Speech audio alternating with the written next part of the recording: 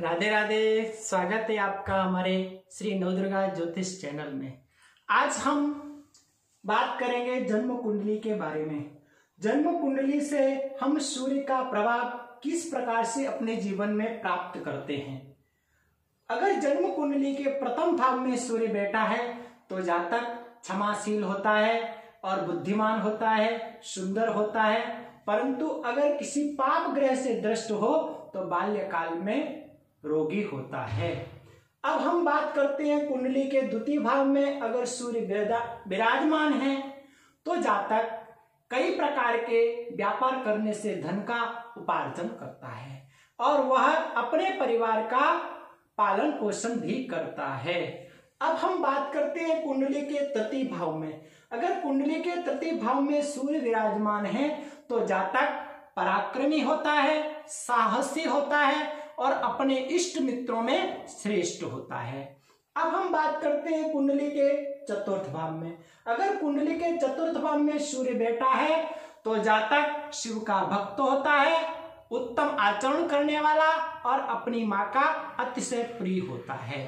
अगर सूर्य किसी पाप ग्रह से दृष्ट हो तो माता पिता से दूर रहने वाला होता है। अब हम बात करते हैं कुंडली के पंचम भाव की। पंचम भाव में अगर सूर्य विराजमान है तो जातक कई प्रकार की विद्याओं को जानने वाला, अनेकों प्रकार की भाषाओं को बोलने वाला, पराक्रमी और वह पुत्रवान, सुंदर पुत्रों से युक्त और सुखी होता है। अब हम बात करते हैं कुंडली की षष्ठम स्थान में।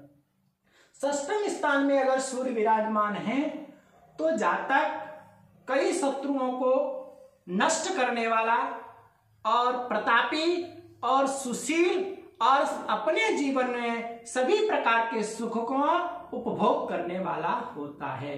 अगर यही सूर्य किसी पाप ग्रह से दृष्ट हो तो जातक किसी न किसी रोग से पीड़ित होता है।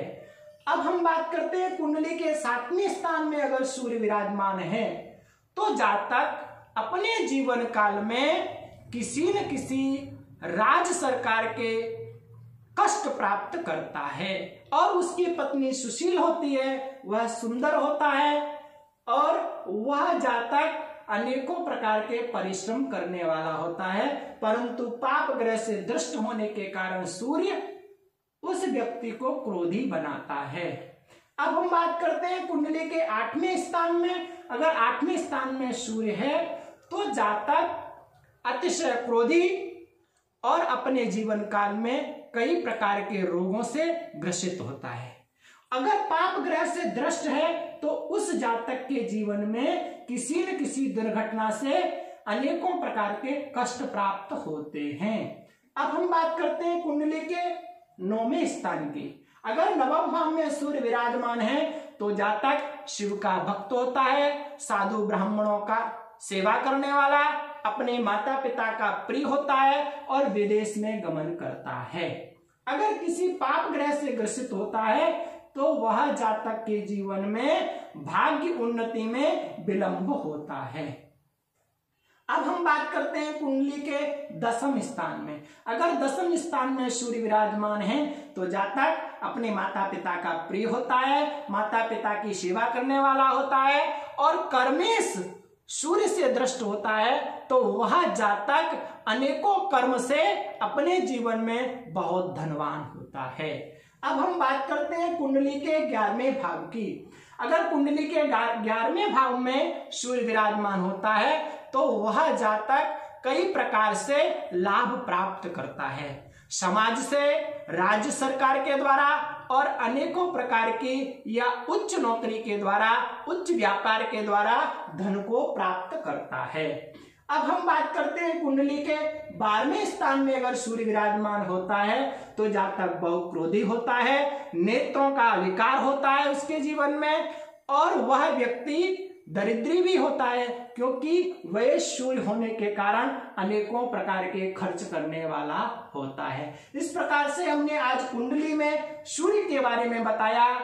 और अगर सूर्य पाप ग्रही होकर के हमारे जीवन में कष्ट प्रदान कर रहा है तो हर व्यक्ति को सूर्य की शांति के लिए सूर्य का जाप कराएं और सूर्य का दान दें और सूर्य का रत्न माणिक 1.25 रत्ती से लेकर के 5.25 रत्ती तक धारण कर सकते हैं। इसी प्रकार से आगे आने वाले वीडियो में हम चंद्र के बारे में बताएंगे और हमारा स्पेशल वीडियो आने वाला है वास्तु शास्त्र के ऊपर, और हमारे जीवन में वास्तु निर्माण, गृह निर्माण हम किस प्रकार से करें उसके बारे में हम आपको बताएंगे।